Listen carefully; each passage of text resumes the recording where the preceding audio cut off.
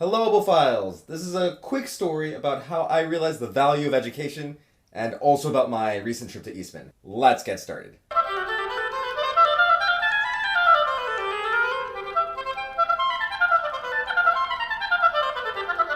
So if you know me, you've seen a lot of the channel already, you know that I've had a bit of a winding path through playing the oboe and music world. I graduated from Eastman and then started teaching elementary music, which was a ton of fun, and played oboe in the Houston area. And then I had a medical incident when I was doing a festival in Germany and I was knocked out. I was in physical therapy for a long time and I took a lot of years away from the instrument, just not playing. Doing other things, learning and studying and working, but not with the oboe. Then I decided I was able to kind of play and I got back into it and I wanted to go to school, but I had to leave. So I'm kind of in between right now, but I really want to keep going and I really want to study more and get better at the instrument.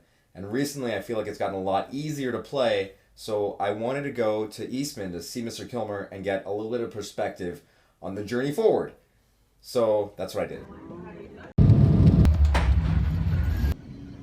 I know I make a lot of tutorial videos, but I never imagined myself as an expert. I feel like there's so much to get better at and to learn, and I know I need that. So it was really helpful to go back to, the school that I went to Eastman, and visit with Mr. Kilmer to get some perspective on the journey going forward. I was staying with my oldest friend in Rochester. Not like he's old, but we've been friends for a long time. Like we met in 4th grade. And that's crazy to be friends with someone for that long.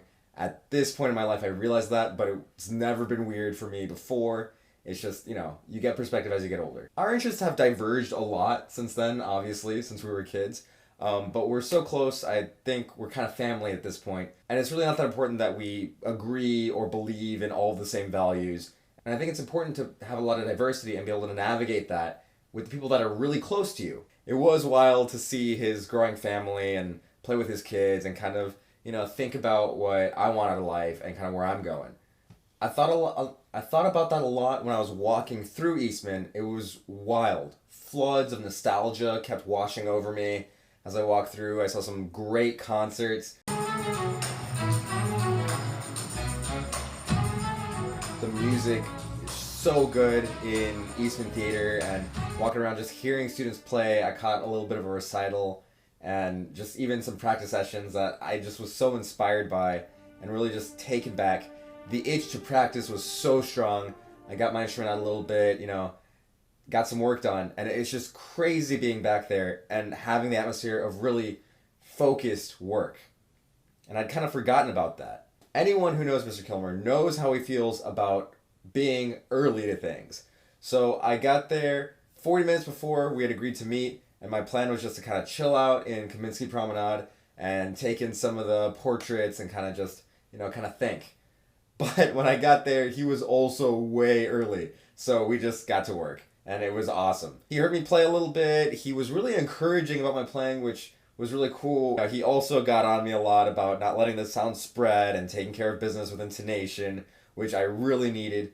And he also liked my reed, which felt really good. I've struggled with reeds basically like all of us the whole time, and it just feels good to get feedback on it in a positive way. So that felt really cool. And I sell reeds and I hope that they're good quality reeds, and it feels really good to have somebody like Mr. Kilmer really check off on your reed making skills. So that was awesome. I think the thing that he said that stuck with me the most was that you have to set your own standard. You can't wait for people to tell you that you're playing out of tune or that you're playing with the best tone.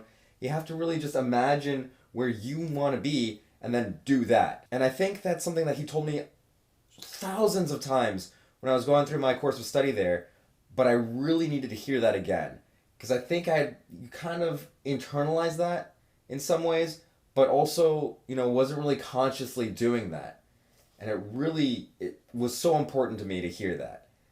I feel like it really made me think about the value of my education at Eastman. And not just like, oh, well, you learn a lot of theory or learn how to play the instrument, but the value of relying on yourself and believing in yourself, even when you definitely should not. There's nothing in your environment that indicates that you should. And I'm thinking about my own situation and how there have been so many times where I should have given up. I had so many reasons to leave and never come back, and how there were so many moments that were just heartbreaking and, really trying. But I think there was something internal that I got out of going to school there that was, really knowing what I was capable of and knowing who I was on the inside, and that I need to do certain things to make sure that I'm still me. Eastman is this weird collective, and I think it gives you the tools to find that same collective strength when you leave. Life gets messy, and it's really hard to stay the course. Most people don't. And if you lose track of who you are, which I did at certain points, you go to really messed up places, and I'm glad to be able to find my way back to myself. So, for all of that, thank you, Eastman, and especially thank you, Mr. Kilmer.